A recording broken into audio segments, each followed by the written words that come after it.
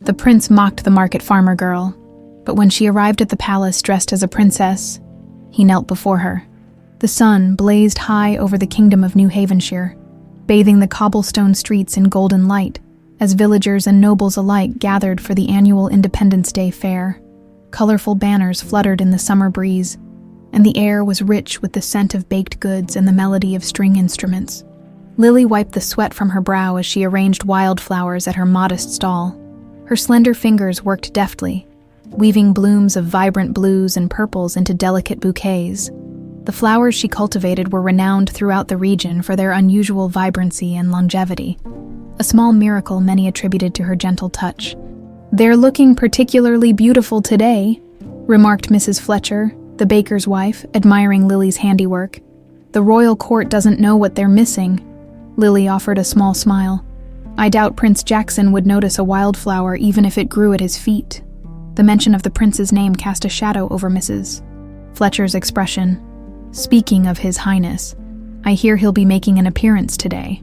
All the more reason to sell these quickly and return home," Lily replied, her green eyes darkening slightly. The fair had been ongoing for several hours when trumpets blared, announcing the royal procession. The crowd parted like a sea, revealing a path for the ornate carriage bearing the royal insignia, a golden eagle with wings spread wide against a turquoise background. Prince Jackson emerged, his expensive clothing a stark contrast to the humble attire of the villagers. Tall and undeniably handsome with sharp features and piercing blue eyes, he carried himself with the confidence of someone who had never known want.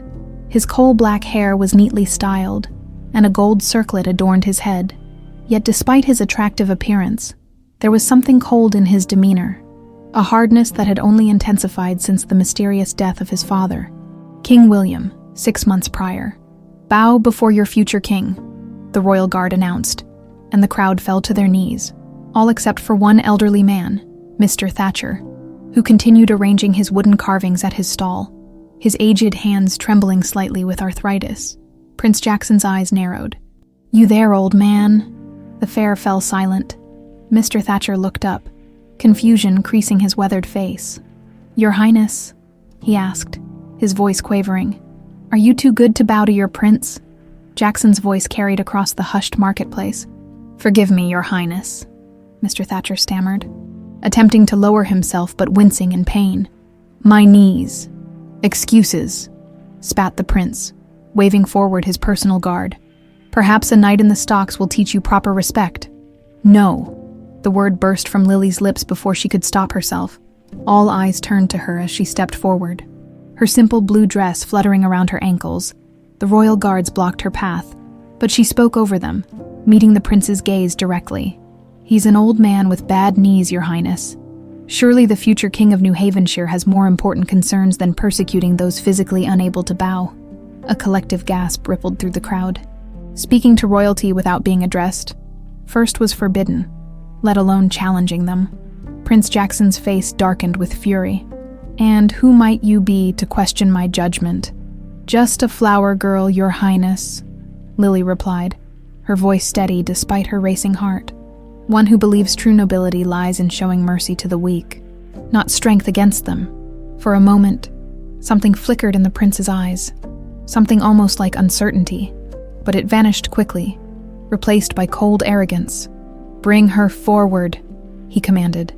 Rough hands seized Lily's arms, dragging her before the prince. Up close, she could see the fine embroidery on his jacket, golden eagles similar to the one on her bracelet, though she had never made the connection before.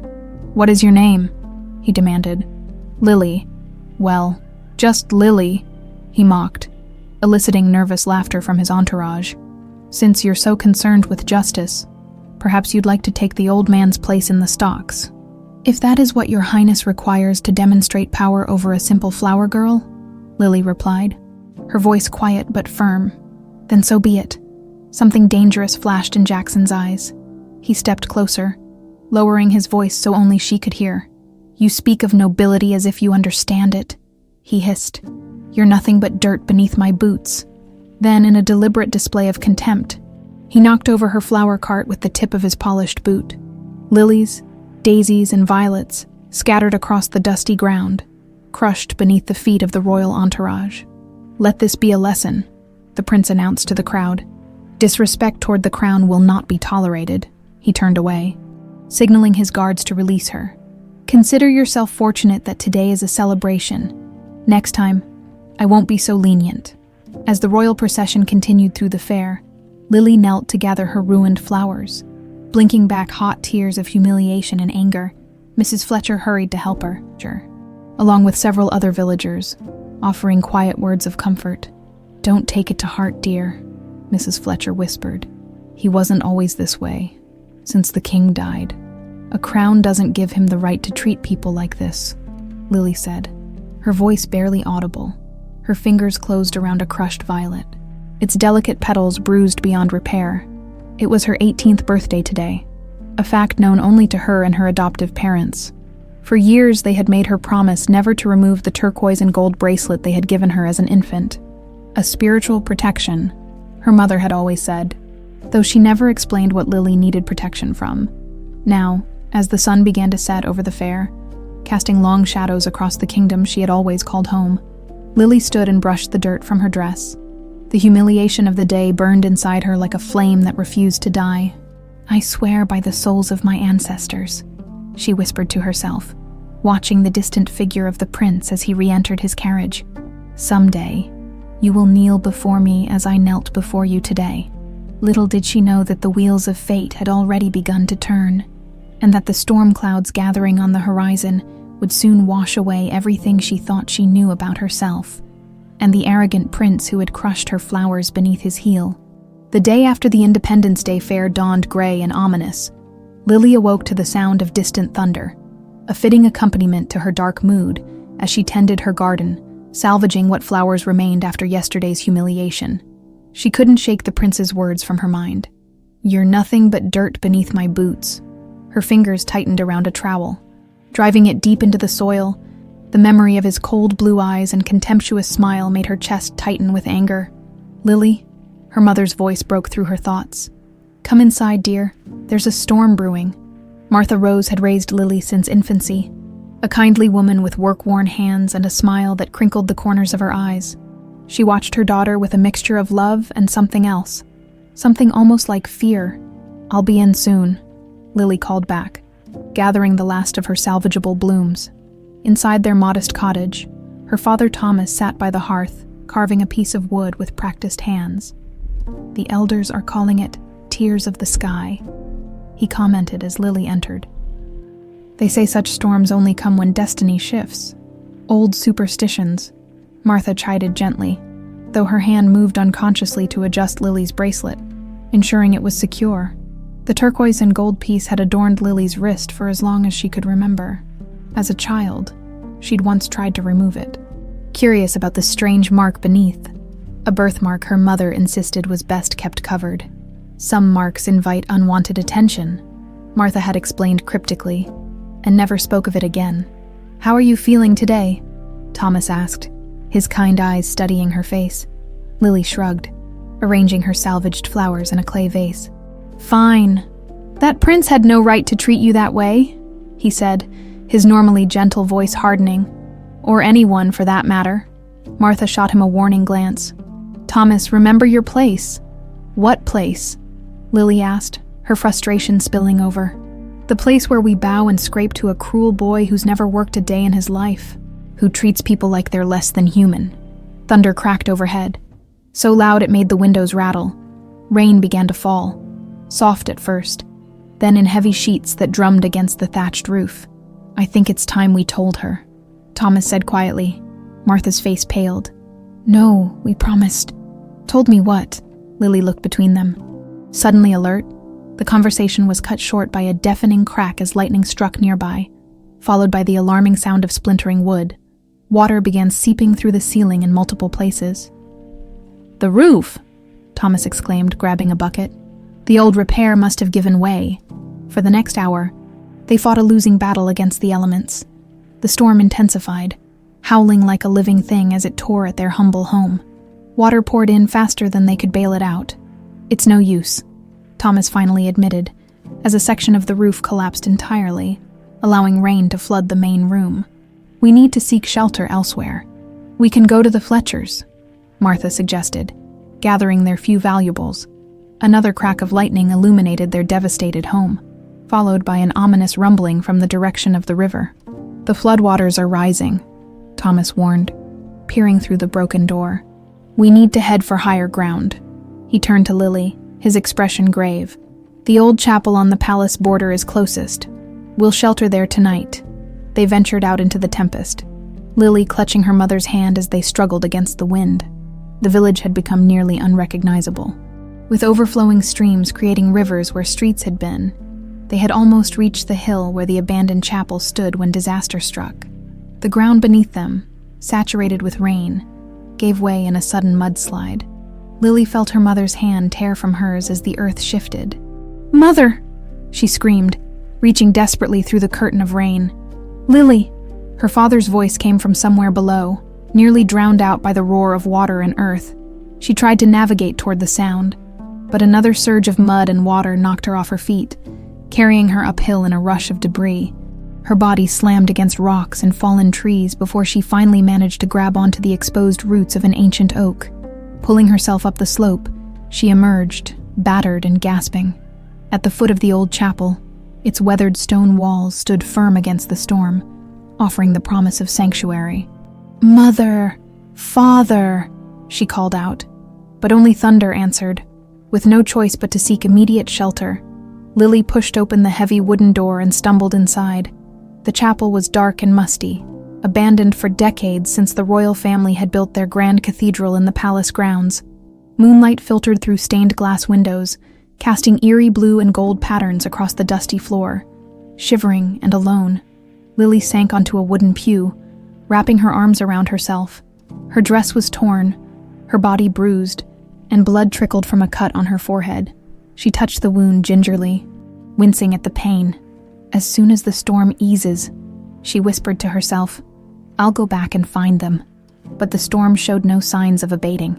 If anything, it grew stronger, the wind howling through gaps in the chapel's ancient stonework, like the cries of lost souls, exhausted and injured. Lily eventually slipped into a restless sleep. She awoke to the sensation of gentle hands tending her forehead. Startled, she jerked away, only to find herself looking into the face of an elderly woman with silver hair pulled back in a severe bun. "Be still, child," the woman said, her voice cultured but kind. "That cut needs attention." "Who are you?" Lily asked, blinking in confusion. "I am Margaret," the woman replied, applying a sweet-smelling salve to Lily's wound. "I serve at the palace, but I come here sometimes during storms. The old stones bring comfort." She studied Lily with shrewd eyes. "What brings a village girl to this forgotten place?" "The flood. My parents," Lily stammered. "Memories flooding back. I need to find them." "You'll do them no good rushing back into that tempest," Margaret said firmly. "The tears of the sky will continue till dawn, as they always do." Lily's hand moved reflexively to her bracelet, a habit when she was anxious. To her horror, she realized the gold clasp had broken, likely during her tumble down the hillside. As she touched it, the bracelet slipped from her wrist, falling to the stone floor with a clear, ringing sound. Margaret's eyes widened as they fixed on something on Lily's exposed wrist. The birthmark, the one her mother had always insisted she keep covered, seemed to glow faintly in the dim light. "Impossible," Margaret whispered, reaching for Lily's wrist with trembling fingers. "The mark of the royal eagle." Lily tried to pull away, but Margaret held firm, turning her wrist to examine the birthmark more closely. A distinctive pattern that did indeed resemble an eagle with outstretched wings. "What are you talking about?" Lily demanded. Margaret's eyes, when they met Lily's, were filled with a mixture of shock, disbelief, and what appeared to be reverence. "My child," she said, her voice barely audible above the storm. "Do you not know what this mark means?" Outside, lightning flashed again, illuminating the stained glass window above the altar. A royal eagle, identical to the mark on Lily's wrist, its wings spread in eternal flight against a background of turquoise and gold. "You bear the mark of the royal family," Margaret whispered, her weathered fingers still clutching Lily's wrist. "The Eagle of New Havenshire." Lily pulled her arm away. "That's ridiculous. I'm a flower girl from the village. And who told you that? Margaret's piercing gaze seemed to look straight through her. My parents? Lily faltered, suddenly remembering the interrupted conversation before the storm. I think it's time we told her. The old woman smiled sadly. Your adoptive parents, you mean? Thunder rumbled outside as the reality of Margaret's words sank in. What are you saying? You are the daughter of King William and Queen Elizabeth, Margaret said, each word falling like a stone in still water. Oh, hidden away since birth to protect you from a prophecy that threatened the royal line. Lily shook her head. That's impossible. Is it? Margaret raised an eyebrow. Have you never wondered why you don't resemble your parents? Why they insisted you always wear that bracelet? The chapel seemed to spin around Lily. Memories flashed through her mind. Her mother's anxious adjustments of her bracelet, hushed conversations that stopped when she entered a room, the strange sense of not belonging that had followed her all her life. If what you're saying is true, Lily said slowly, then who is Prince Jackson? A shadow crossed Margaret's face. That is a complicated question, one that requires a longer answer than this night allows. She rose stiffly to her feet. The storm has quieted. We must return to the palace before dawn. Palace, I need to find my parents. And you will, Margaret assured her. But if you truly want answers, come with me now. Your safety depends on secrecy. Reluctantly, Lily followed Margaret through a hidden door behind the altar, down a narrow stone passageway that connected the old chapel to the palace grounds. The senior lady-in-waiting explained that the tunnel had been built generations ago as an escape route for the royal family. Few remember it exists, Margaret said as they emerged into a secluded garden. These will be your quarters. She led Lily to a small chamber adjacent to the chapel, furnished simply but comfortably. To the world, you will be a new palace servant, invisible to noble eyes, the perfect disguise while you learn what you need to know. And what exactly do I need to know? Lily asked, still reeling from everything that had happened. How to reclaim your birthright, Margaret replied, her eyes gleaming with determination. How to become the queen you were born to be. The following day brought confirmation of Lily's worst fears. The storm had claimed many lives in the village, including, it seemed, Thomas and Martha Rose. Their bodies were not found, but their cottage had been completely destroyed, swept away by the raging waters. Grief-stricken, but with nowhere else to go, Lily reluctantly agreed to Margaret's proposal. She would live in the hidden chamber and train to reclaim her position, while publicly working as a palace servant to gather information about the court. The first lesson, Margaret announced 1 week after Lily's arrival, is history. Your history. Over the next month, Lily learned the truth of her birth. 18 years ago, Queen Elizabeth had given birth during a terrible storm, much like the one that had brought Lily to the palace. According to Margaret, an ancient prophecy warned of a grave threat to the kingdom if a royal child bearing the eagle mark took the throne. Your mother couldn't bear to have you killed, Margaret explained, so she entrusted you to me, and I arranged for you to be raised by the Roses, loyal subjects who had served the palace for years. And no one else knows about this? Lily asked. Only those who needed to know, most of whom are now dead, Margaret replied grimly, including your true parents. As weeks turned into months, Lily's days fell into a pattern. Mornings were spent learning palace protocols, history, and languages from Margaret. Afternoons, she worked as a servant, keeping her head down and her ears open. Evenings were devoted to dance, diplomacy, and the subtle arts of court intrigue. Stand straighter, Margaret instructed during a particularly grueling dance lesson. A queen never slouches, even when exhausted. I'm a servant girl learning to dance, Lily protested. What's the point? Margaret's gaze hardened. Because one day soon, you will walk into that ballroom and every eye will be upon you. Will they see a queen or an imposter? That depends on what you learn now. 6 months into her training, Lily had mastered enough to begin the more delicate work of observation. Assigned to clean the council chambers after meetings, she gathered valuable intelligence about the kingdom's politics. It was there she first heard whispers about Prince Jackson's upcoming engagement to Duchess Victoria Blackwood from the Northern Territories. A political match, one counselor remarked after the prince had left. The Blackwood mines will fill our depleted treasury, if the prince lives long enough to enjoy it, Another muttered darkly. "He looks more like his father every day, pale and drawn." Later that evening, Lily reported the conversation to Margaret. "Duchess Victoria." Margaret's mouth tightened. "That is troubling news indeed." "Why?" Lily asked. Margaret hesitated before answering. "Because I believe she and her lover, Duke Richard, orchestrated your father's death." "My father was murdered," Lily gasped. "Poisoned slowly," Margaret confirmed. "The symptoms were attributed to a wasting illness. But I recognized the signs of golden hemlock, a rare poison that leaves no trace." "We must warn Prince Jackson," Lily said impulsively. "And why would he believe a servant girl?" Margaret asked sharply.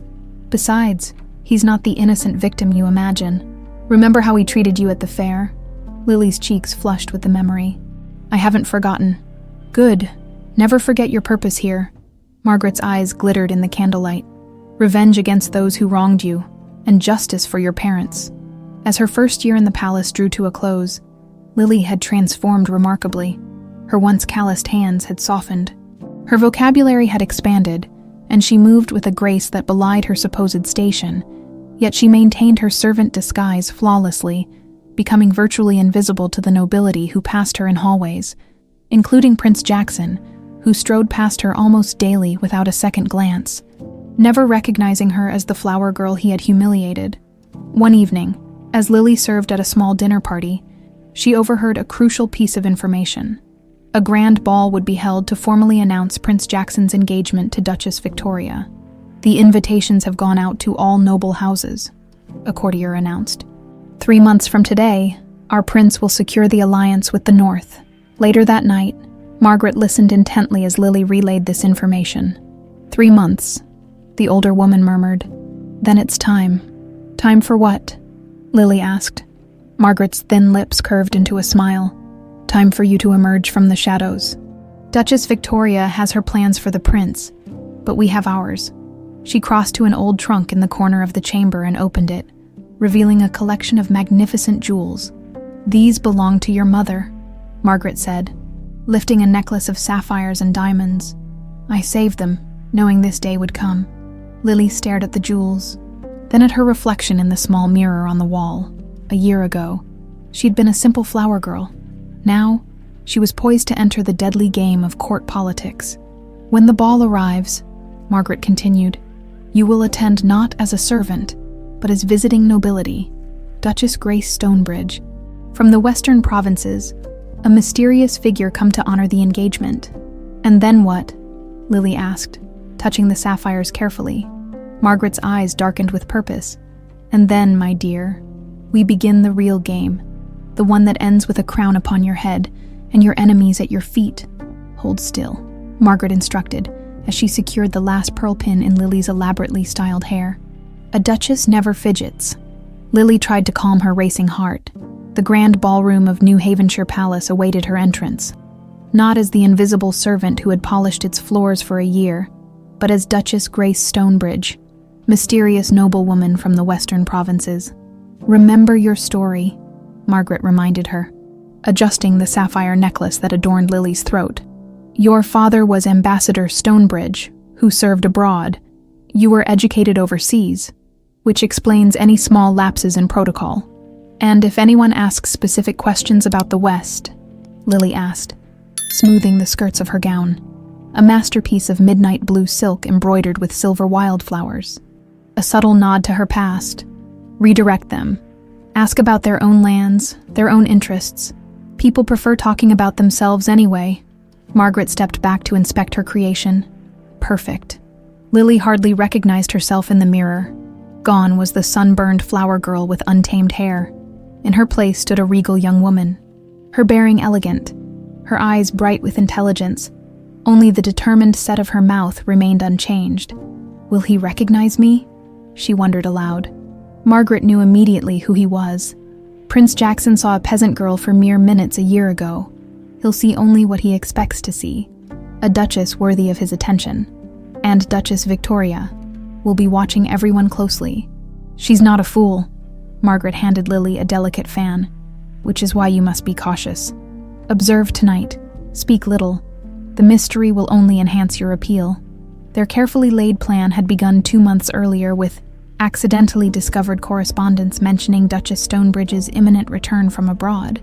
Forged letters of introduction had been planted in the palace archives. A modest estate in the western province had been quietly arranged as Grace's supposed ancestral home. "The carriage awaits your Grace," Margaret said with a formal bow, her eyes gleaming with anticipation. "Enter from the diplomatic wing." "As we practiced," Lily nodded, taking a deep breath. "For my parents," she whispered, "both sets of them." The ballroom glittered with hundreds of candles reflected in gilt mirrors and crystal chandeliers. Members of New Havenshire's nobility preened and paraded in their finest attire, a riot of jewel-toned velvets and silks. Court musicians played a stately minuet as livered servants circulated with trays of champagne. The herald's voice rang out over the assembled guests, presenting Her Grace, the Duchess Grace Stonebridge of the Western Provinces. Conversations hushed as Lily appeared at the top of the grand staircase. She paused for a moment, allowing every eye to find her, an arresting vision in midnight blue against the predominantly crimson and gold fashions of the court. As she descended the stairs with measured steps, Lily felt her year of training crystallize into pure instinct, her chin lifted to exactly the correct aristocratic angle. Her hand rested lightly on the banister. Her smile remained mysterious and controlled. "Who is she?" The whisper rippled through the crowd. "Stonebridge, I thought that line had ended." At the foot of the stairs, the master of ceremonies bowed deeply. "Your Grace, welcome to New Havenshire Palace. His Highness Prince Jackson will be most pleased at your arrival." "You're too kind," Lily replied, her voice cultured and musical. "It's been far too long since I've had the pleasure of court." The master of ceremonies escorted her through the ballroom, introducing her to key nobles. Lily filed away names and faces, noting potential allies and threats just as Margaret had taught her. All the while, she felt eyes following her, curious, evaluating, some suspicious. Finally, the moment she had prepared for arrived. "Your Highness," the master announced. "May I present Her Grace, Duchess Grace Stonebridge, recently returned from abroad?" Prince Jackson turned, and Lily found herself face to face with her former tormentor. Up close, she noticed what she hadn't been able to see from a servant's perspective: shadows beneath his eyes, a certain tightness around his mouth. The arrogant prince seemed tired. "Duchess," he said, inclining his head slightly. "This is a surprise. I wasn't aware the Stonebridge estates were still active." Lily sank into a perfect curtsy.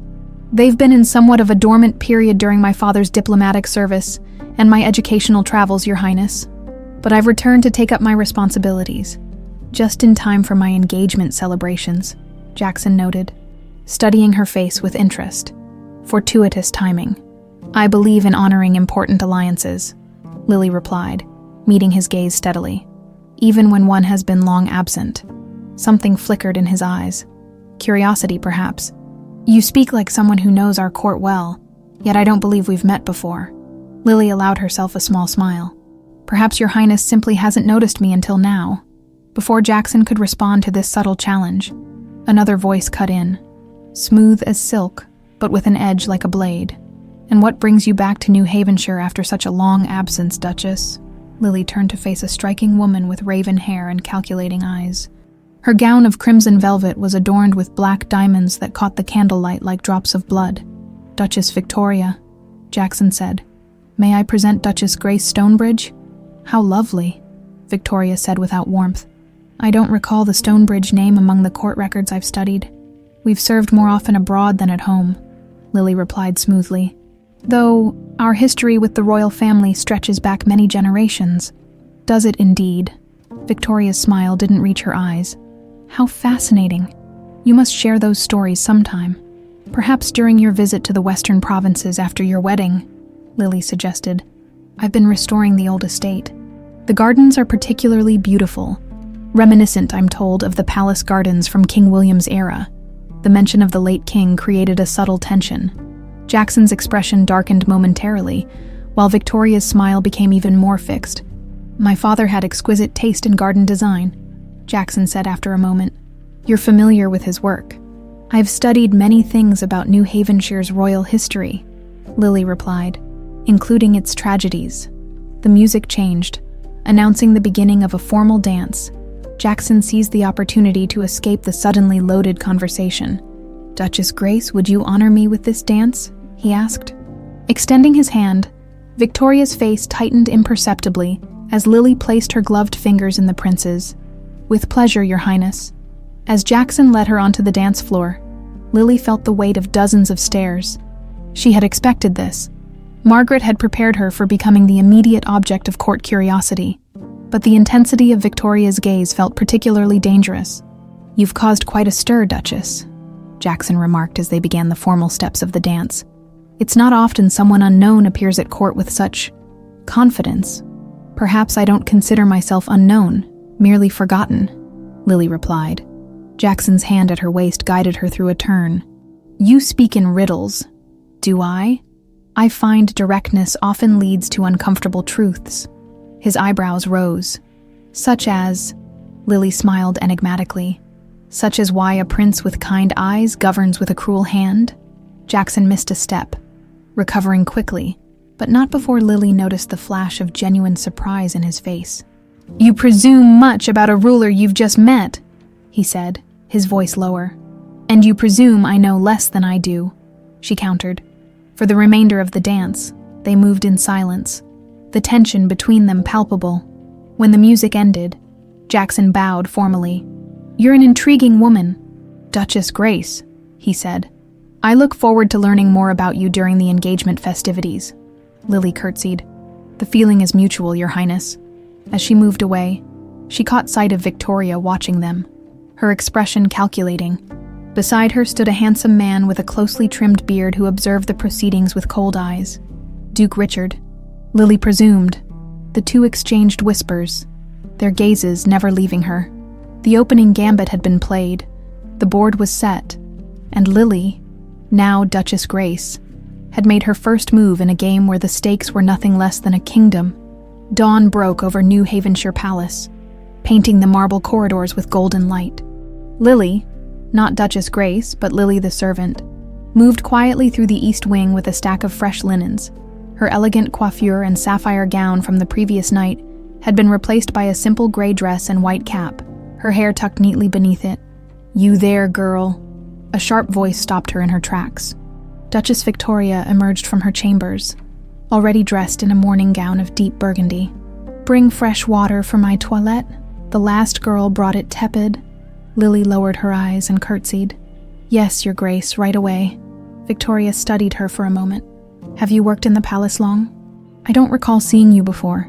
"Nearly a year, Your Grace," Lily murmured, keeping her gaze down. "I mainly attend to the guest chambers." Victoria's attention had already wandered.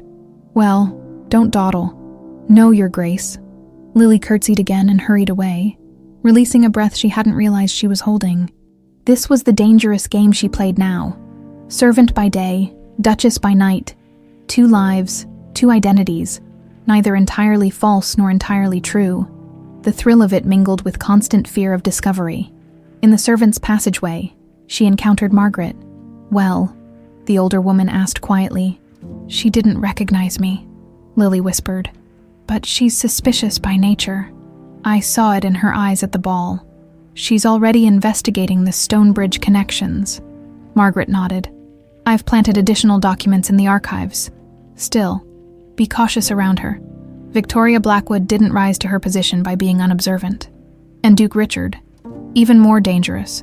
He rarely speaks but misses nothing. Margaret's shrewd eyes assessed Lily. "You dance well with the prince last night." Lily felt a strange flutter in her stomach at the memory. "He's not what I expected. Up close, he seems troubled." "Don't let your guard down," Margaret warned. "Remember who he is and what he did." "I remember," Lily replied, her voice hardening. Yet even as she spoke, she found herself recalling not just the prince's cruelty at the fair, but the fleeting vulnerability she'd glimpsed in his eyes during their dance. The next 6 weeks established a rhythm to Lily's double life. During daylight hours, she performed her servant duties, moving invisibly through the palace, gathering information. Her ears caught whispered conversations. Her eyes noted which nobles met in secluded alcoves, which servants carried private messages. In the evenings, She transformed into Duchess Grace, attending a carefully calculated selection of palace functions, enough to establish her presence at court. Not so many as to overexpose herself to scrutiny. She was preparing for another such transformation when Margaret entered their hidden chamber, her expression grave. "The Blackwood contingent has been asking questions about the Western estates," she reported. "One of their men left for the provinces this morning." Lily paused in the midst of arranging her hair. "They'll find the estate we established." "Yes, but it won't withstand deep investigation. We need to accelerate our plan."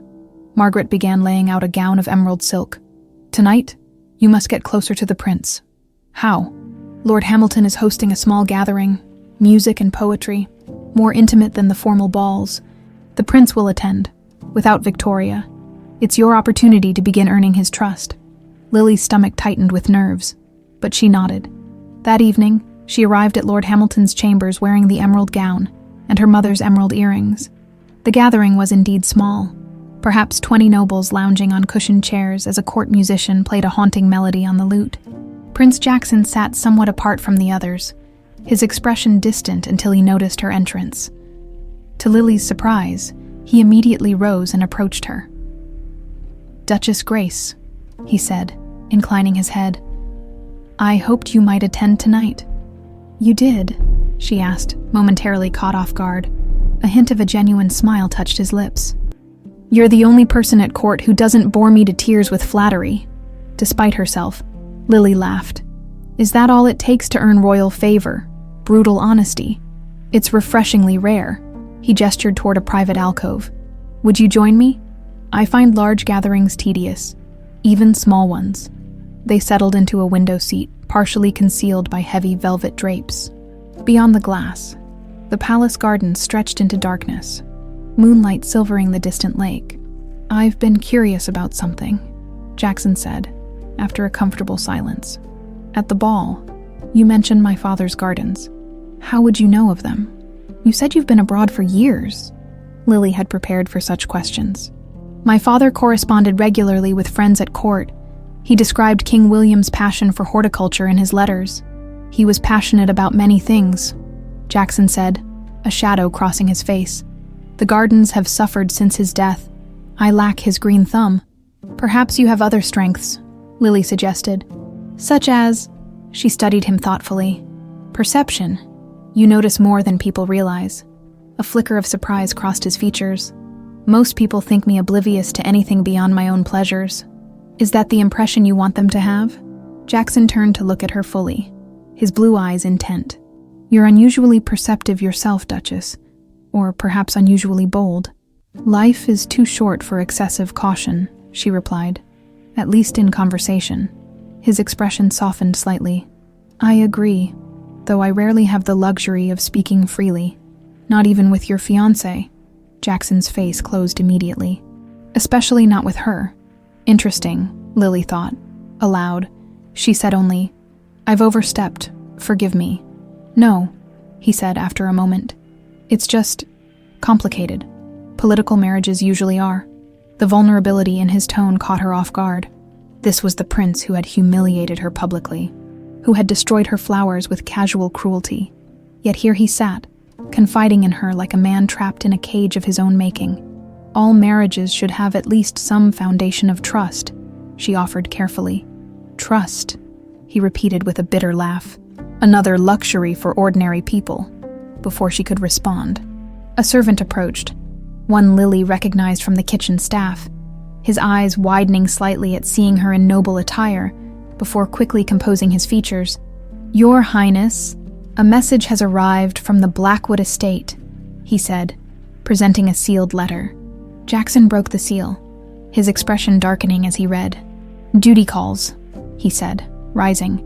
"Thank you for the conversation, Duchess. It was a rare pleasure." After he left, Lily remained by the window, watching his figure cross the moonlit garden. Something had shifted between them tonight, something she hadn't anticipated. "I'm supposed to be planning my revenge," she thought, not feeling sorry for him. The following days saw Lily continuing her dual roles with increasing difficulty. As Duchess Grace, she was now invited to more exclusive gatherings, often in the prince's company. As servant Lily, She overheard troubling conversations between Victoria and Duke Richard.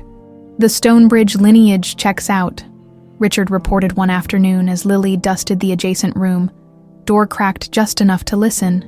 "But something feels wrong. The estate seems too perfect, too recently arranged."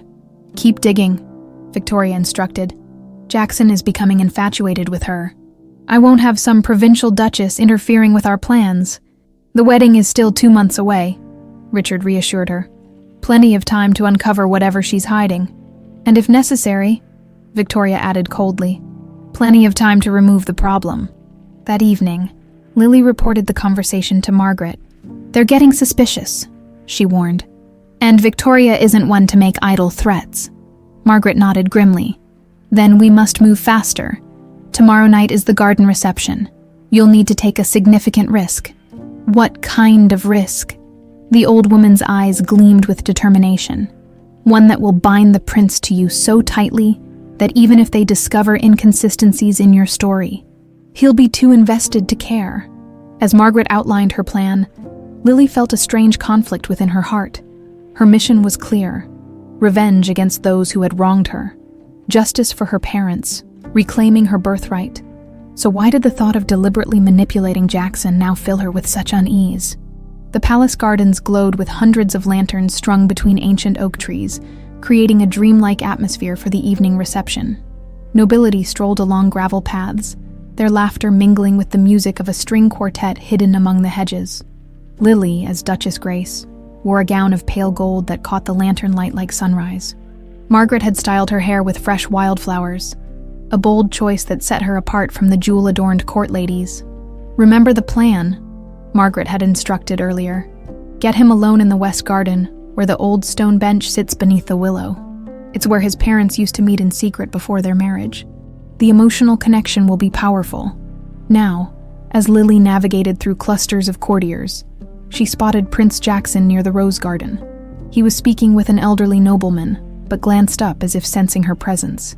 His eyes brightened visibly, and he excused himself to approach her. "Duchess Grace," he greeted her with a warmth absent in his interactions with others. "You look like something from a fairy tale tonight."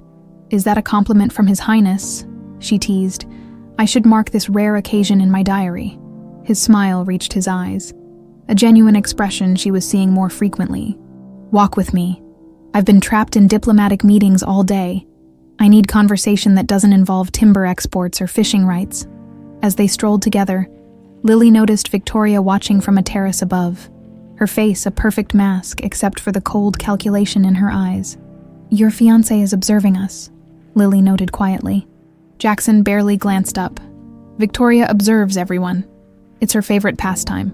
She must be eager for your wedding," Lily ventured. "It's only 8 weeks away now." His expression closed. "State marriages proceed according to schedule, regardless of personal feelings." "And what are your personal feelings?" "Your Highness?" she asked, steering them toward the west garden as Margaret had instructed. Jackson remained silent until they reached the secluded spot where an ancient stone bench sat beneath a sweeping willow. The sounds of the party faded here, replaced by the gentle splash of a nearby fountain. "My feelings," he finally said, sitting beside her on the bench, "are irrelevant to my duties." "That doesn't answer my question," Lily pressed gently.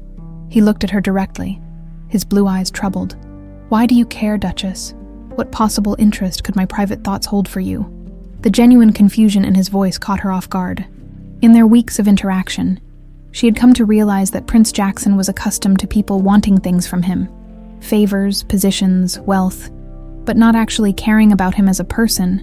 Margaret's plan called for her to use this moment to manipulate his emotions, to create a manufactured intimacy. Instead, Lily found herself speaking from her heart. "Because when I look at you, I see 2 people," she said softly. "The prince who rules with a harsh hand in public, and the man who speaks of gardens and music in private with such longing. I wonder which is the true Jackson." He flinched slightly at her use of his name without title, an intimate breach of protocol, but didn't correct her. "Perhaps neither," he said, his voice barely audible. "Sometimes I feel like an actor playing a role I was never meant for." Lily's breath caught. "What do you mean?" Jackson ran a hand through his dark hair, a gesture of frustration she'd never seen him make in public. "I've never told anyone this. But I've always felt like an imposter, as if the crown isn't truly mine to wear. Many leaders feel that way," she offered. "No, it's more than that." He looked down at his hands. "I don't look like my father. I don't think like him. I've never felt the connection to the land that the Havenshires are supposed to have. It's as if my blood isn't royal at all." Lily stared at him, stunned by the implication. Could it be possible? Margaret had never suggested such a thing. "Surely that's just doubt," she said carefully. "Self-doubt is common, even among royalty. Is it doubt when you've felt it every day of your life?" His gaze returned to her, unexpectedly vulnerable. "There's a portrait of my grandfather in the East Gallery. Everyone says I look nothing like the royal line. The court physician who delivered me died mysteriously when I was 3. My mother refused to discuss my birth, even on her deathbed." A chill ran down Lily's spine. If Jackson wasn't truly of royal blood, what did that mean for Margaret's claim about her own heritage? "Why are you telling me this?" she asked. "I don't know," he admitted. "Perhaps because you're the only person who's asked what I think, instead of telling me what I should think." In the distance, the music changed tempo, reminding them of the ongoing reception. Jackson straightened, his royal mask slipping back into place, though his eyes remained troubled. "I should return before I'm missed," he said, rising. "Forgive my strange confidences." "There's nothing to forgive," Lily replied, standing as well. "But may I ask you something before we go back?" He nodded. "The day of the Independence Fair last year," she said carefully, "you humiliated a flower girl who defended an old man. Do you remember that?" A flash of shame crossed his face. "Yes, not my proudest moment." "Why did you do it?" Jackson looked away. "My father had died 2 weeks earlier. The council was pressing me to show strength, to prove I could be as firm a ruler as he was. I thought demonstrating authority would silence the whispers about my inadequacy." He met her eyes again. "It was wrong. I knew it even as I did it." The honesty in his voice shook Lily to her core. This was not the cruel tyrant she had constructed in her mind, but a young man struggling with his own demons, making terrible mistakes while trying to live up to impossible expectations. "Thank you for your honesty," she said quietly. "Thank you for not offering empty absolution," he replied with a sad smile. Some actions deserve to be remembered, not excused. As they walked back toward the reception, a new, uncomfortable thought formed in Lily's mind. What if her quest for revenge was based on a misunderstanding of who Prince Jackson truly was? Later that night, Lily reported the conversation to Margaret, watching the older woman's reaction carefully. "He believes he may not be of royal blood," she concluded. "What does that mean for your claim that I am the true heir?" Margaret's expression remained impassive, but Lily caught a slight tightening around her eyes. The prince has always been prone to melodramatic imaginings. His mother indulged such fantasies. "It didn't sound like fantasy," Lily countered.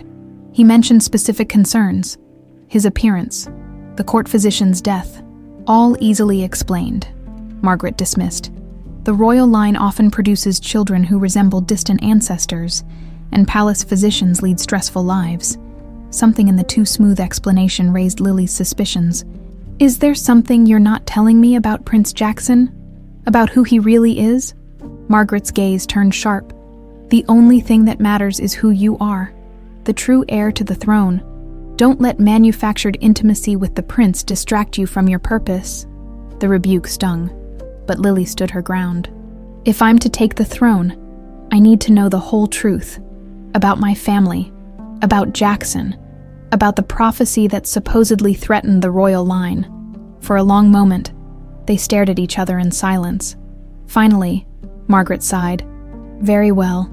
It's perhaps time you knew more." She moved to the small writing desk in the corner and extracted a key from inside her bodice. "Meet me in the old records room tomorrow night after your duties. There are documents you should see, documents that will confirm everything I've told you."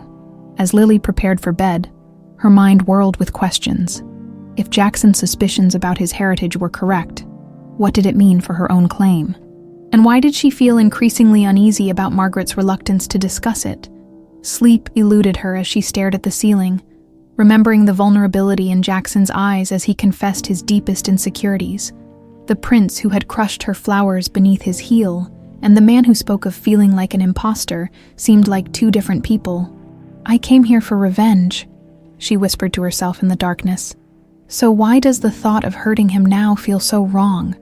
The next day passed in a blur of tasks, as Lily performed her servant duties with mechanical precision. Her mind remained fixed on the coming evening and whatever revelations Margaret's documents might hold. While dusting the royal portrait gallery, she paused before the painting of King William that hung in a place of honor. She had never paid it much attention before, but now she studied the late king's features intently. He'd been a handsome man with kind eyes and a strong jaw. Looking closely, Lily could see hints of her own features in his face, the shape of her eyes, the curve of her chin. "Do you see the resemblance?" Lily startled at the voice. Prince Jackson stood a few feet away, watching her with curious eyes. "Your Highness." She dropped into a curtsy, heart pounding. Had he recognized her? "You're one of the chambermaids, aren't you?"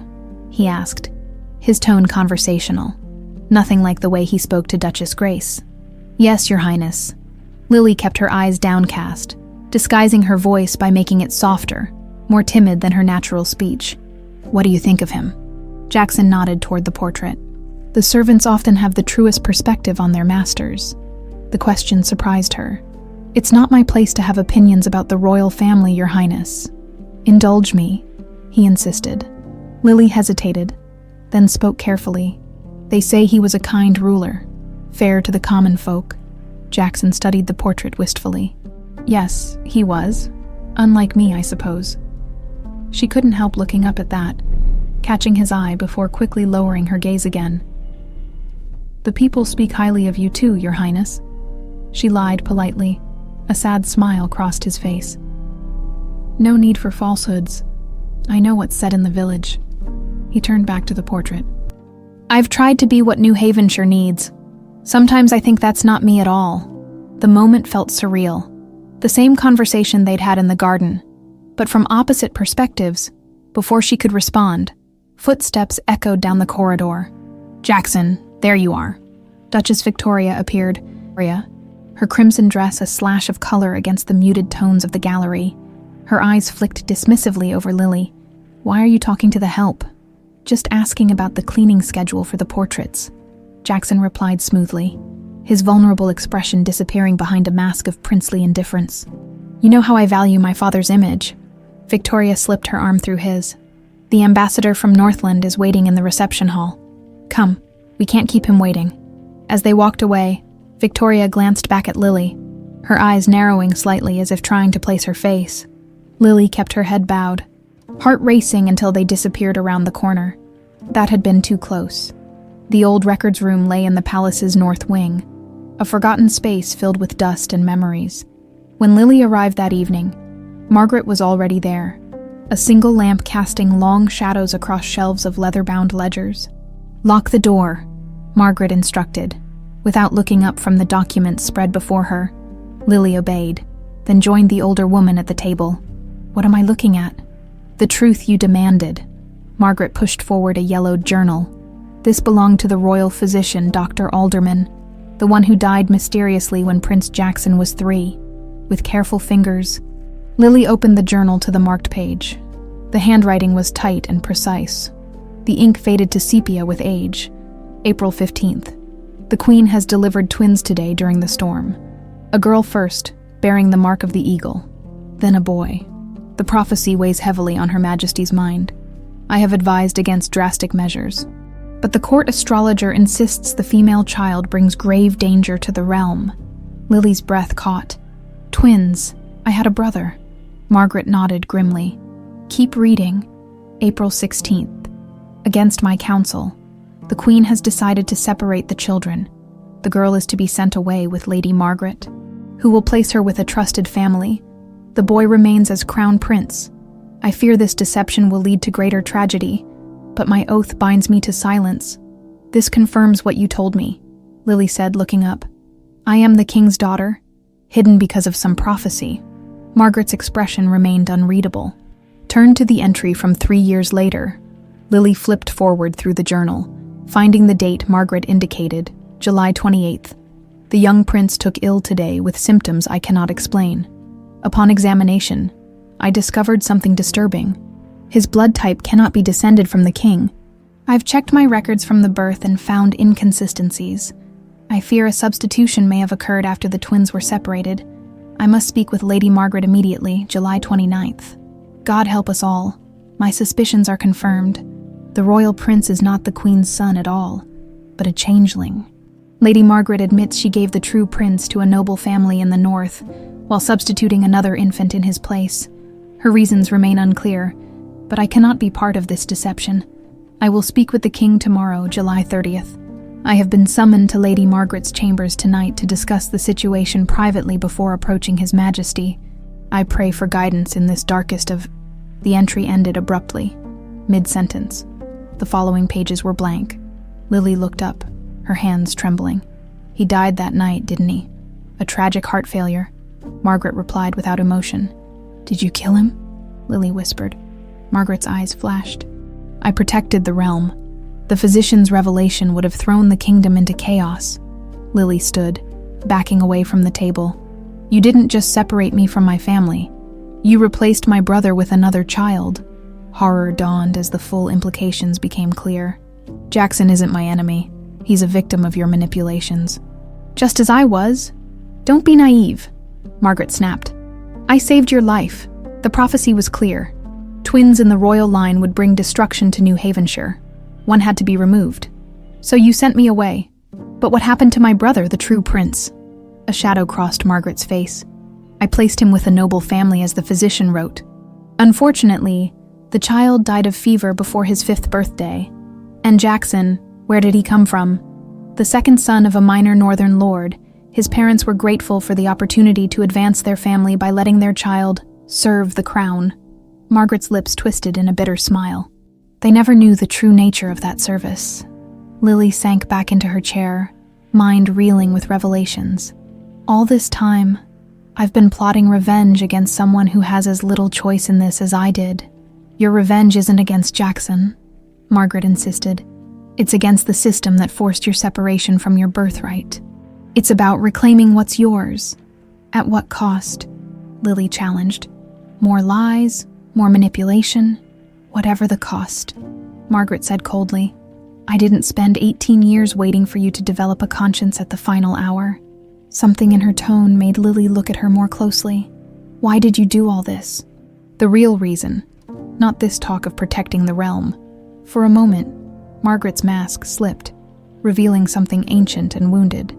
Because they took everything from me, she whispered. William was supposed to be mine. We were promised to each other as children.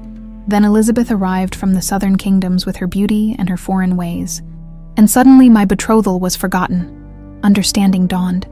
You loved him. I loved him. And he chose her. Margaret's voice hardened. I served them loyally for years, swallowing my pain. Then the twins were born, and the prophecy offered an opportunity, a way to ensure Elizabeth's legacy would never sit securely on the throne. So this was never about protecting me, Lily realized. It was revenge against the queen who stole your future. It can be both, Margaret insisted. You are the rightful heir. That hasn't changed. Lily stared at the journal, then at the bitter woman before her. Everything she thought she knew had shifted. Her enemy wasn't Prince Jackson, but the woman who claimed to be her protector. I need time to think, she said, standing again. There is no time, Margaret replied sharply. Victoria's investigation into your background grows closer to the truth each day. We must accelerate our plan. What exactly is our plan? Lily demanded. You've never fully explained what happens after I reveal my identity. Margaret's eyes gleamed with an unsettling light. Justice, my dear. Perfect justice for everyone who stole what rightfully belonged to us. The way she said it sent a chill down Lily's spine. There was more to Margaret's scheme than she had revealed. Something darker than simply placing Lily on the throne as she left the records room. Lily's mind raced with impossible choices. Should she continue with the plan, knowing what she now knew about Jackson? Should she reveal herself to him privately? Or should she flee the palace entirely, escaping both Margaret's manipulations and Victoria's suspicions? One thing was certain. She could no longer trust the woman who had orchestrated this elaborate game of deception. Whatever Margaret's true endgame might be, Lily was determined to discover it before anyone else could be hurt by the twisted web of lies that surrounded the throne of New Havenshire. Sleep eluded Lily that night, her mind churning with revelations from the physician's journal. By dawn, she had made a decision. She needed to know Margaret's full plan before proceeding any further. No more half-truths, no more manipulations. She found the older woman in their hidden chamber, methodically organizing documents. "We need to talk," Lily announced, closing the door firmly behind her. Margaret barely glanced up. "About your cold feet. I expected as much after last night's dramatics. About your real plan," Lily countered. "What happens after I reveal my identity and claim the throne? What happens to Jackson?" Margaret's hands stilled momentarily before resuming their work. "He'll be exposed as an imposter. Of course, probably exiled. The people won't stand for a false prince once they learn the truth. And Victoria and Duke Richard, tried for the murder of your father? The evidence exists. I've preserved it all these years." Lily studied the woman who had orchestrated every aspect of her life for the past year. "You're still not telling me everything," Margaret sighed, finally setting down her papers. "What more do you want to know? The prophecy? The one that supposedly required separating me from my family. What exactly did it say?" A subtle tension crept into Margaret's posture. "It's ancient nonsense. Royal superstition. Tell me anyway." After a long pause, Margaret recited, "When eagle twins share crown and throne, blood will answer only to blood, and New Havenshire shall fall." "Satisfied?" "Not particularly," Lily replied. "It sounds like it warns against both twins ruling together, not against my existence entirely. Prophecies are open to interpretation. And who interpreted this one?" "You." Margaret's eyes hardened. "I did what was necessary. For the realm, or for your revenge against Queen Elizabeth? They're one and the same," Margaret snapped, her careful composure cracking. "That woman destroyed my future, took the man I loved, the position that should have been mine, and my brother, the real prince. Did he really die of fever? Or was that another of your manipulations?" Something shifted in Margaret's expression, a flicker of unease. "I told you what happened. You've told me many things," Lily said quietly, few of them entirely true. The standoff between them was interrupted by a sharp knock at the door of their hidden chamber, a knock that shouldn't have been possible. As only they knew of this room's existence, Margaret's face drained of color. "Don't answer it." But Lily was already moving toward the door, driven by instinct and the desperate need for answers beyond Margaret's twisted narrative.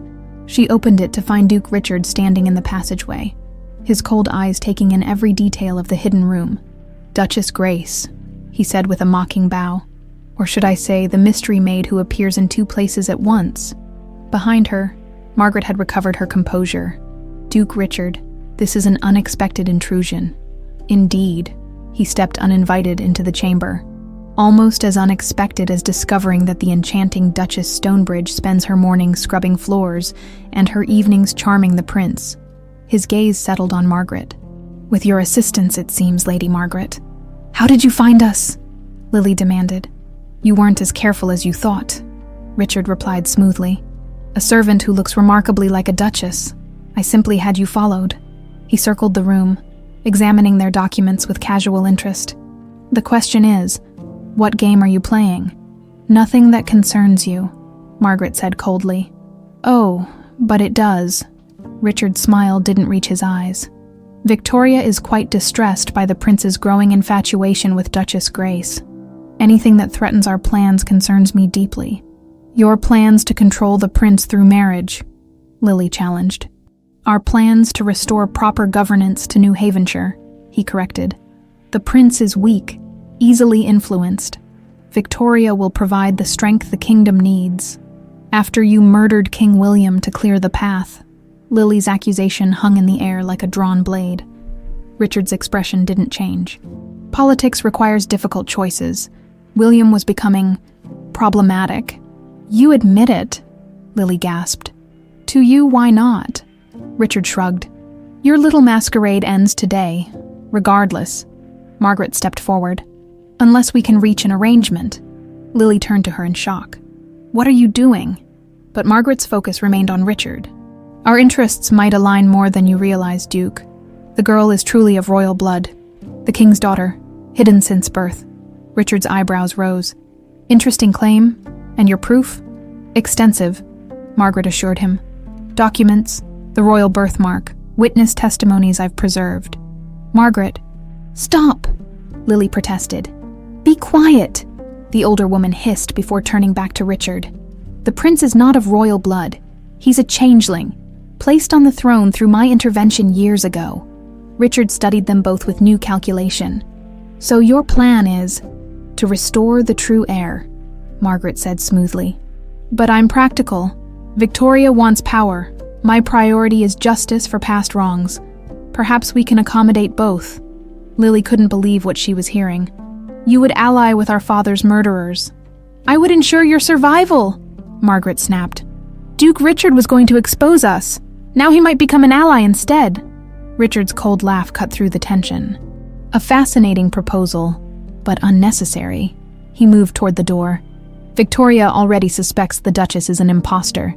This confirmation is all we need. Wait, Margaret urged. If you expose her, you risk everything. The people will demand investigation. The truth about the king's murder might emerge. Or, Richard countered, the mysterious Duchess and her elderly accomplice will be arrested for conspiracy against the crown, tried in secret, and executed before any claims can be verified. His hand rested on his sword hilt. Much cleaner, don't you think? The threat hung heavy in the air. Margaret's face hardened with calculation. You won't leave this room to report to Victoria, won't I? Richard seemed amused by the old woman's defiance. And who will stop me? You, the flower girl playing Duchess. No, came a new voice from the doorway. I will. All three turned to see Prince Jackson standing in the entrance, his expression cold with fury. Your Highness, Richard recovered quickly, offering a bow. I was just uncovering a plot against your throne. These women... I heard everything, Richard. Jackson cut him off. Including your admission to murdering my father. Richard's hand moved to his sword, but royal guards appeared in the corridor behind Jackson. A misunderstanding, he attempted. Take him to the security chamber, Jackson ordered the guards. No one is to speak with him except me. As the guards escorted a stunned Richard away, Jackson entered the room fully, his gaze moving from Margaret to Lily and back again. I suspected something wasn't right, he said quietly. When I saw the same eyes watching me from behind a servant's cap and a duchess's jewels, he focused on Lily. I've known for weeks who you really are, or rather, who you've been pretending to be. What I don't know is why. Lily found herself speechless, caught between the lies that had sustained her for months and the truth that threatened to shatter everything. Margaret stepped forward, ever the strategist. Your Highness, there are matters of great sensitivity. Silence, Jackson commanded with unexpected authority. I've heard enough of your manipulations for one day. He turned back to Lily. I want the truth from you, all of it. Not as Duchess Grace, not as the servant girl, but as whoever you truly are. Lily took a deep breath, realizing that the moment of reckoning had arrived far differently than she had ever imagined. The revenge she had sought, the throne she had been told was her birthright, the tangled web of lies Margaret had woven, all of it hung in the balance of what she would say next.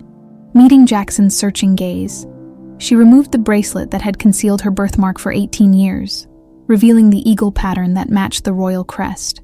My name is Lily, she began, her voice steady despite her racing heart. And I was born during a storm 18 years ago as the daughter of King William and Queen Elizabeth. This is the story of how I came to be hidden, how you came to wear a crown that should never have been yours, and how we both became pawns in someone else's game of revenge. As Lily finished telling her story, the chamber fell into profound silence. Margaret stood rigid in the corner, her face an unreadable mask. Prince Jackson had taken a seat during the revelation, his expression shifting from disbelief to understanding, and finally to a quiet anger. So, he said at last, neither of us is who we thought we were. It appears not, Lily replied softly. Jackson turned to Margaret. All these years, you let me believe I was the king's son. You watched me struggle to live up to a legacy that was never mine. You were raised as royalty, Margaret replied coldly.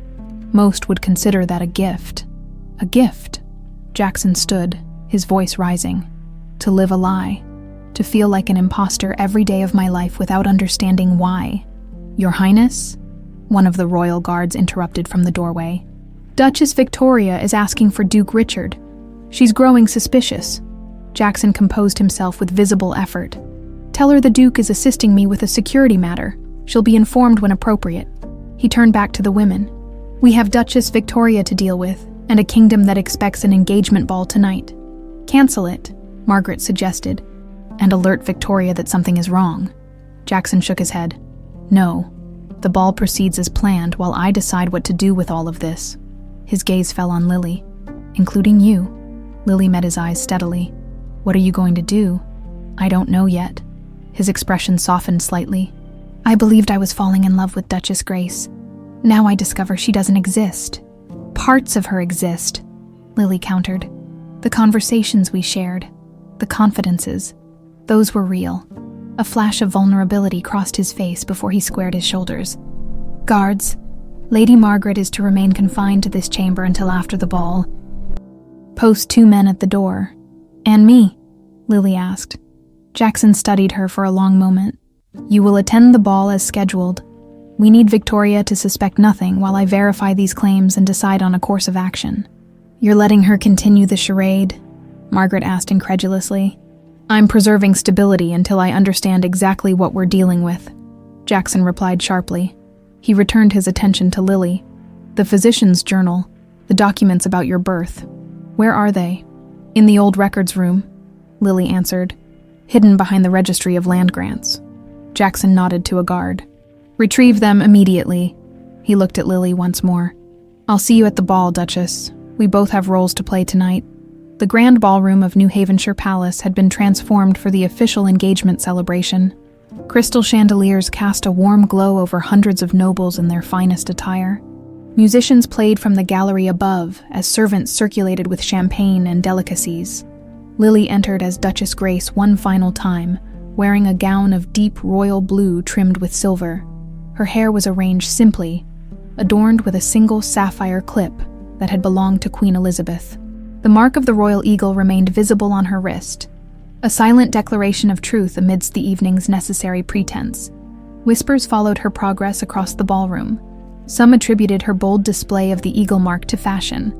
Others wondered at its striking resemblance to the royal crest. None guessed the truth, at least not yet. Prince Jackson stood at the head of the room beside Duchess Victoria, who wore a triumph like a crown. Her crimson gown glittered with black diamonds, her dark hair arranged in an elaborate style that emphasized her regal bearing. She looked every inch a future queen, secure in her position. If Victoria wondered about Duke Richard's absence, she gave no sign of it as she greeted the realm's nobility. Her smile remained fixed and cold as Lily approached. Duchess Grace, Victoria acknowledged with the barest nod. How kind of you to join us on this special evening. I wouldn't miss it, Lily replied, matching her tone. Such significant moments in history should be witnessed firsthand. Victoria's eyes narrowed slightly at the emphasis. Indeed, though some witnesses matter more than others. Jackson intervened smoothly. Duchess Grace has become a valued friend to the crown. Friend, Victoria repeated, the word dripping with implication. How fortunate for the crown. Before the tension could escalate further, trumpets announced the beginning of the formal proceedings. Jackson took his position at the center of the ballroom, Victoria at his side, as the master of ceremonies called for attention. Lords and ladies of New Havenshire, the master proclaimed, we gather tonight to celebrate the betrothal of His Royal Highness Prince Jackson to Her Grace Duchess Victoria Blackwood of the Northern Territories. Applause filled the room. Jackson raised a hand for silence, his expression unreadable. Before we proceed with the traditional engagement dance, he announced, I wish to honor an old custom of my father's. King William believed that momentous occasions should be marked by absolute truth between all parties. He turned to Victoria. Would you agree, Duchess, that a marriage built on deception is no foundation for ruling a kingdom? A flicker of uncertainty crossed Victoria's face. Of course, Your Highness, truth is essential. I'm glad you feel that way. Jackson's voice carried throughout the hushed ballroom. Because I've recently uncovered some truths that concern us all. Victoria's composure slipped. Perhaps such matters should be discussed privately. I think not. Jackson turned to address the gathering. Duke Richard, trusted advisor to Duchess Victoria, has confessed to the murder of my father, King William.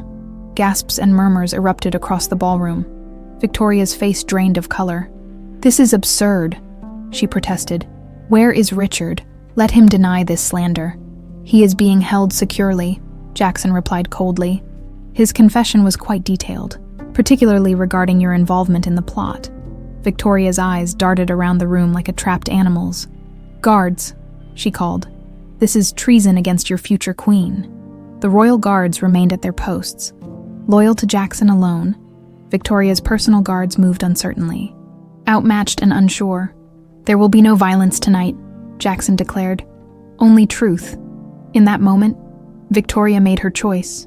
With surprising speed, she drew a thin dagger from her sleeve and lunged toward Lily, recognizing her somehow as the source of her downfall.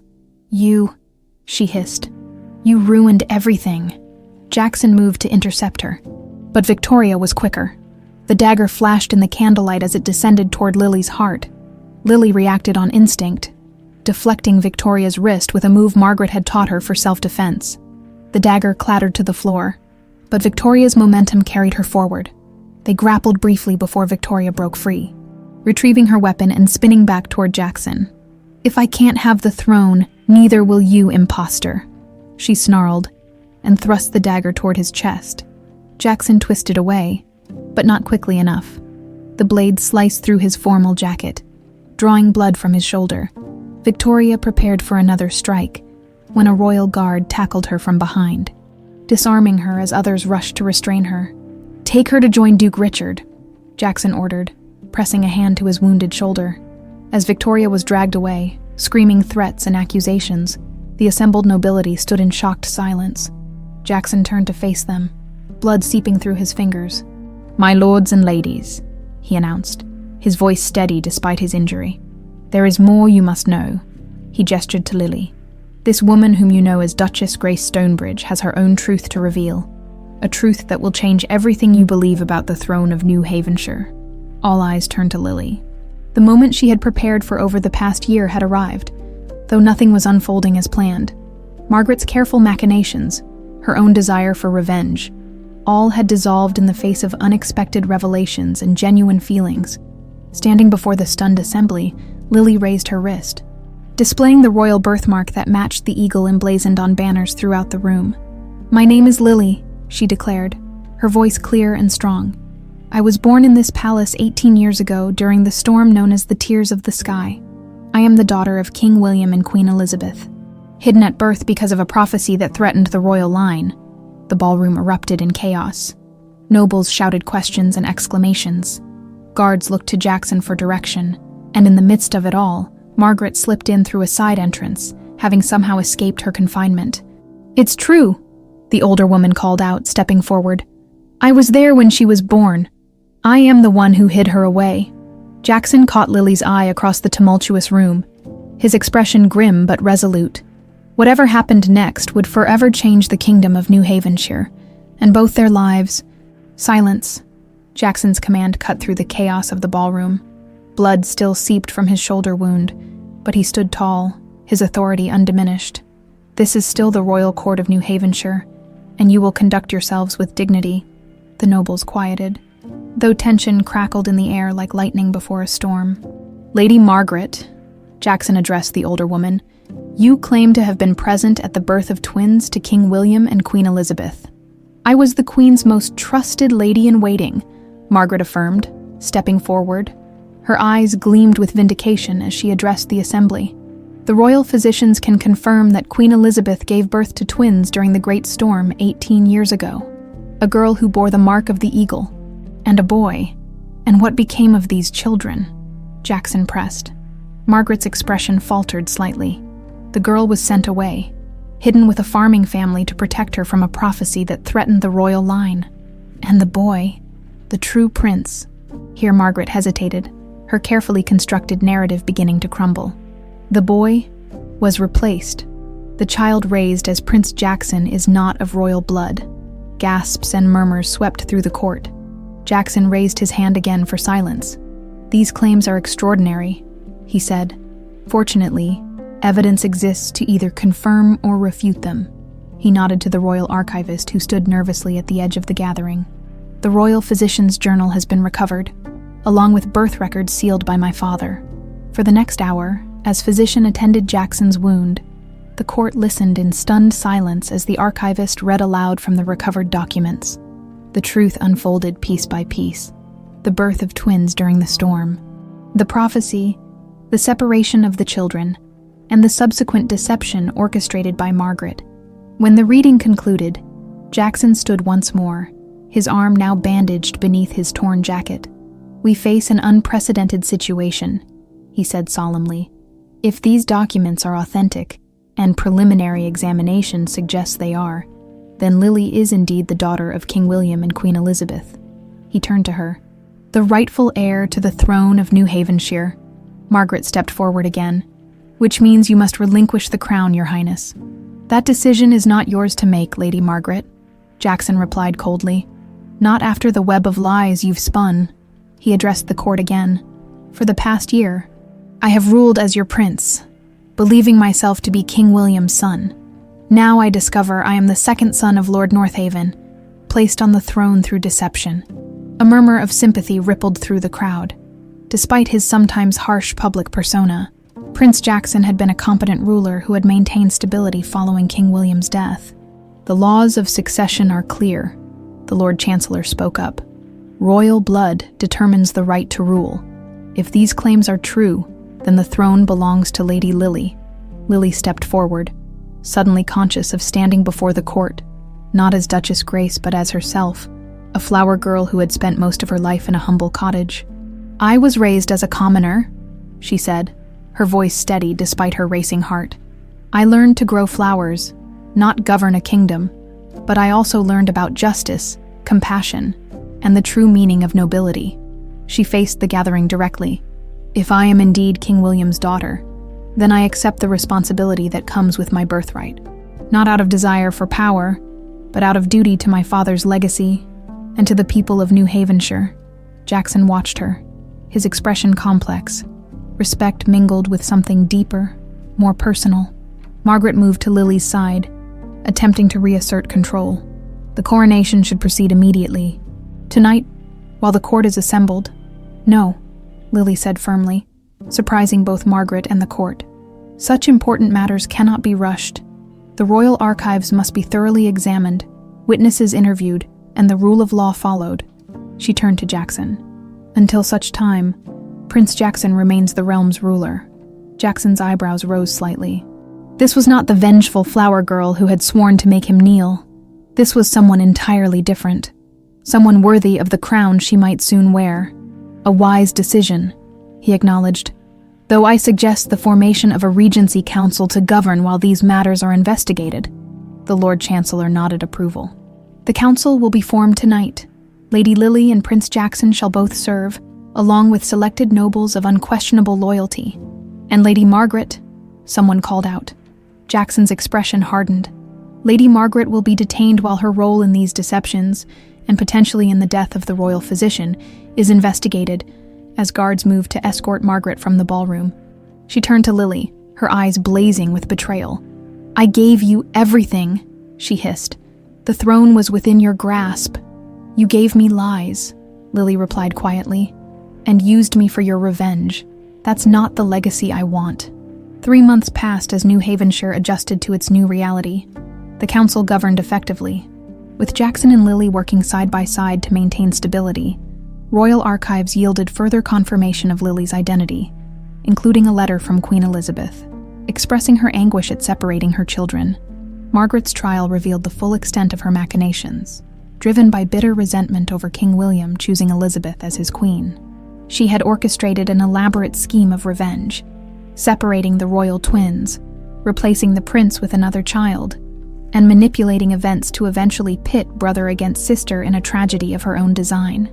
"She intended for us to fall in love without knowing we were siblings," Lily explained to Jackson as they walked through the palace gardens one evening. "Her ultimate revenge was to be our destruction through that forbidden relationship. Except we weren't siblings at all. Jackson replied. "Just two people caught in her web of lies." Lily smiled faintly. "And we didn't exactly follow her script."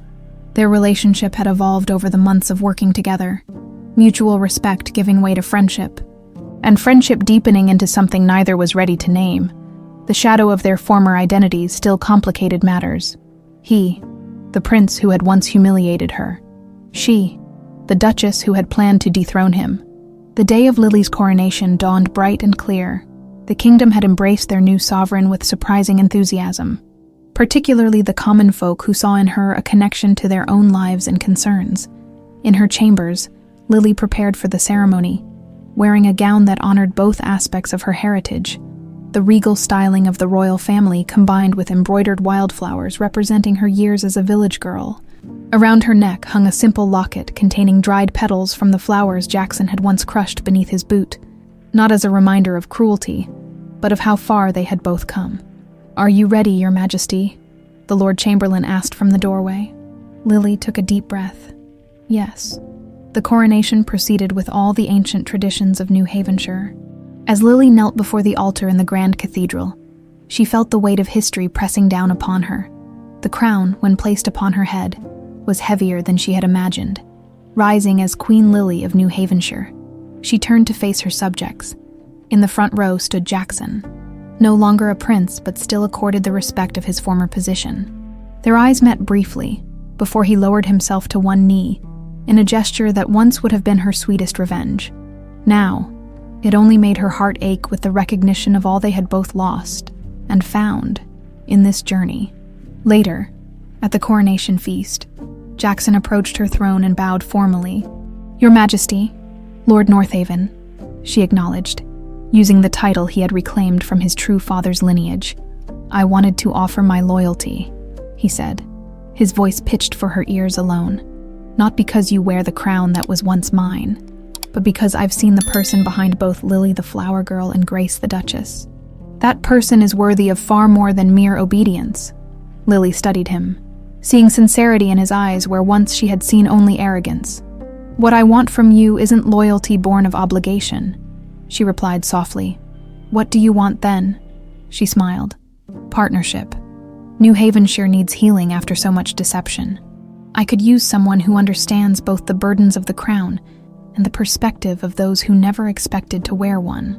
Something lightened in his expression. "I believe I'm uniquely qualified for such a position." "I believe you are." 1 year later, as New Havenshire celebrated Independence Day, Queen Lily and Lord Jackson Northaven visited both the royal cemetery, where King William and Queen Elizabeth rested, and the simple memorial Lily had erected for her adoptive parents. Between these two sites, one grand, one humble, they paused to reflect on the journey that had brought them here. "The people are calling this the beginning of a new era," Jackson noted, watching celebrants in the distance. "It is," Lily agreed, "not because I wear the crown, but because we're finally breaking down the barriers between nobility and commoners." She looked up at him. "My father would have wanted that." "Both your fathers," Jackson corrected gently, taking her hand.